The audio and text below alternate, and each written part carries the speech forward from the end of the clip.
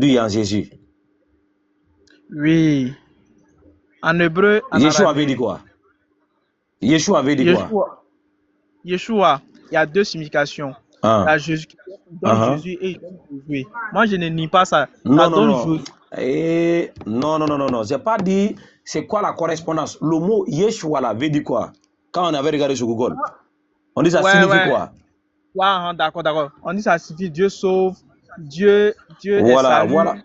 Dieu, voilà la traduction. Ce qu'on appelle traduction. Donner la signification d'un mot ou d'une phrase d'une langue à une autre langue. Donc, c'est ce qu'on appelle traduction.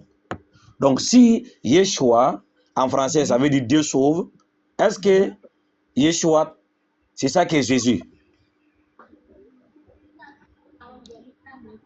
Oui. Non, ce n'est plus une traduction. Parce que la traduction, ça doit donner Dieu sauve. C'est ça qui est la traduction. Signification, traduction. Ça doit donner Dieu sauve. Ça doit donner Dieu sauve. Ouais, la signification Dieu sauve. Voilà. Donc, ça n'est plus une traduction. Dès qu'on trouve un autre nom, quand on trouve un autre nom, ce n'est pas une traduction. Oui. Parce que la traduction doit donner la signification de la phrase. Yeshua signifie quoi? Donc, on donne la signification de Yeshua en hébreu, en français, qui veut dire Dieu sauve. Donc, ce n'est pas une traduction qui donne Jésus. Donc, Jésus là vient d'où alors?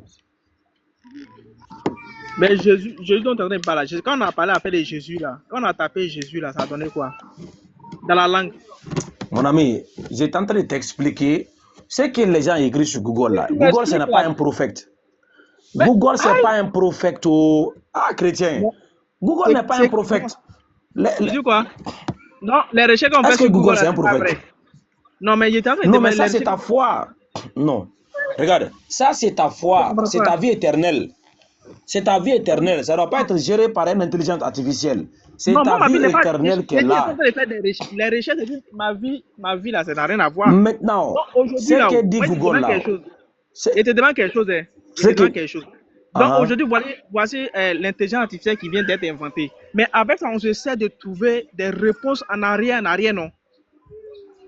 Et j'ai dit, ce que Google va dire là-bas, là, ce que Google dit là-bas, ça doit être... Attends, ce qu'on trouve dans Google là, c'est par exemple, moi je vais sur Google, je tape, quel est le nom des dieux des musulmans? Google va me dire, le nom des dieux des musulmans, c'est Tunkayanka. Non, le nom des dieux musulmans, c'est Allah. Non, j'ai dit par exemple, Google va écrire le nom des dieux des musulmans, quelqu'un va écrire un article là-bas, il va dire que Allah c'est pas un nom, le nom c'est Tunkayanka. Moi, je vais prendre ça là-bas comme ça, ou bien je vais aller vérifier dans le Coran. Non, Google ne ment pas. Voilà. Eh frère, c'est un exemple que je te donne là. Oui, je te comprends, mais je te dis que Google ne ment pas quoi. Ok, regarde. Je donne un exemple. Si on trouve quelque chose que Google me donne là, que c'est Tunkayanka, est-ce que moi je peux aller vérifier dans le Coran pour voir ce que Google a dit, ça qui est écrit dans le Coran? Mais est-ce que Jésus qu'on a trouvé sur Google, ce n'est pas dans la Bible? Non, tu as trouvé un nom français qui a été inventé vers le 18e siècle. Et ça, c'est plus proche de l'invention de Google. Google a été inventé vers 1998. Et le nom Jésus a été inventé vers les années 1800. C'est plus proche. Maintenant, si on trouve des informations sur Google là, qui dit que c'est Yeshua, on doit se retourner dans la Bible là, qui est la parole de Dieu pour authentifier des paroles que Google a mis là-bas. Ce n'est pas Google qui doit authentifier la Bible. C'est la Bible qui doit authentifier Google. Non, là je t'arrête. Quand tu dis ces gens de trucs, on a parlé d'une affaire de langue. Est-ce que tu es d'accord avec moi? On a parlé d'une affaire de langue.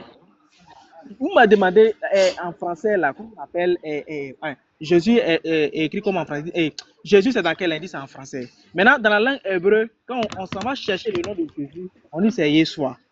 Maintenant, le fait de dire que, comme ça, est-ce que si tu demandes aux Hébreux, comment on appelle, tu demandes les Français, Jésus en langue hébreu, c'est quoi? Ils vont te dire quoi? Écoute très bien, mon ami. Non, je te demande. Je suis allé là-bas avec toi. Non, réponds. Tu dis quoi? Si tu demandes à un Français, Jésus en langue hébreu ou bien en araméen, comment on appelle ça? Il va te dire quoi? Ça n'existe pas.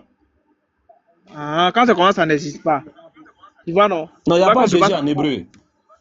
Il dit, il n'y a Non, pas non, Jésus non. en hébreu en réalité. Mais pourquoi tu dis ça? Ok, pourquoi j'ai dit ça? Parce que le nom Jésus est venu en existence au 18e siècle. Donc, pour que le nom Jésus soit un nom qui va se référer Tu dis quoi? à quelque chose qui a existé, Non. le nom Jésus, Attends. le nom Jésus, 18e 18e siècle, à la tout 1800. près ici, là. Voilà, la Attends, tout près ici, là. Attends, oui, tout près ici, oui. Attends, Voilà, c'est à quel moment? Attends. À quel moment le nom Jésus a été utilisé? Il faut taper, le nom Jésus a été utilisé pour la première fois dans la Bible. D'accord.